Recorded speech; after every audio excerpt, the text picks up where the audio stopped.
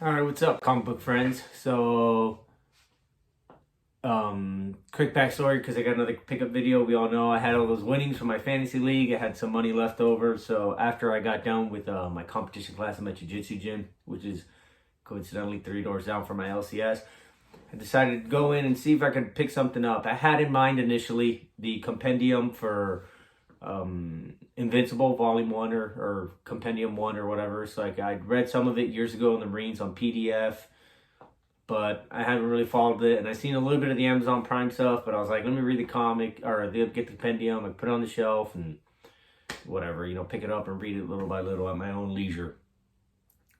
Well, so my LCS doesn't have a good long box bins. They have a bunch, but it's mostly from 2016 and up when they're first opened. But every now and then they go ahead and they get somebody sells them their collections, right? And they, price them accordingly. They're actually pretty good. Sometimes they're off, but they're willing to negotiate. They're an LCS. Long story short, I'm doing my lap on my way out.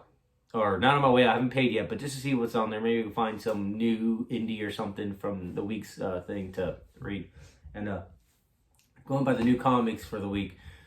And I turn around against one of the shelves, and lo and behold, there's a bunch of old ASM and Daredevil and stuff. Bronze Age stuff, mostly. And I decided, well, this looks pretty cool. Let me start looking. And I found some great keys. Conditions, okay. Some readers in here. Some are not, though. Some I'm actually going to think getting pressed and then slabbed. But regardless, it's my collection. I'm not a reseller, so I'm just glad I got them. So without further ado, I will show you the few comics I picked up. No, I didn't get the compendium because I spent the last of my money on these. But that's okay. All right. So my first one we have here, a Thor 337. First Beta Ray Bill. Again, the white has yellowed, so it clearly sat out somewhere, and it has some chips. I haven't opened it up, and I might, because this is definitely a reader copy. I mean, at best, if I pressed it out, maybe a 4 with a press. I mean, it's a little rough. There's slight tear.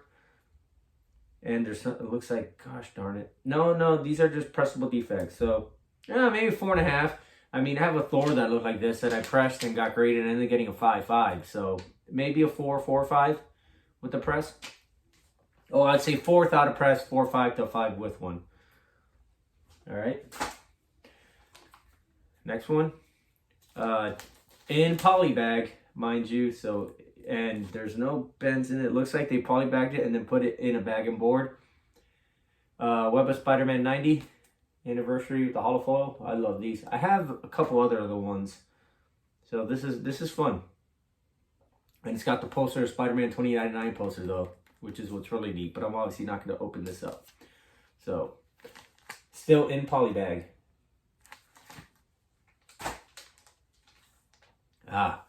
And then what's hot right now, well, first, this I've always wanted. I've tried to hunt it, and this is about the price I'd be willing to pay for it. This is actually in really, really, really good condition. I mean, it's definitely, if I were to show you, it honestly just needs a press, and it's got to be over between an 8.5 and possibly even a 9. Based on the color of the pages. I'd have to open it up and look at it. But it's Daredevil, the special double-size issue, number 40, The Death of Elektra. Obviously, she's currently Daredevil, so she's not dead. But, oh man, do I love this one. And I've always kept an eye out on it. And this is honestly the ceiling I would have paid for it, so I paid. I didn't try to haggle.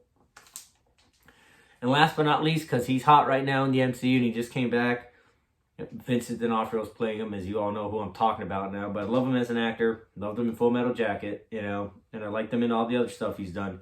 And his TV work. And this is another one. It's in outstanding condition. It literally needs, well, I don't want to say outstanding, sorry, because it's definitely, but for off the rack on my LCS, it's Daredevil 170 first Kingpin when he became the regular and he became that, you know, that reoccurring villain for Matt Murdock. And it's Daredevil 170. And like I said, this one's great. Based on, with the press, I mean, based on the color of the pages, it could probably be a 9, to be honest. So, not bad. So, shoot, 3 major keys and another great, you know, minor key that has, or not even a minor key, but a comic ASN that holds value for $150 that I paid out the door. I mean, not bad. So remember, always do your laps in your local LCSs. See you next time.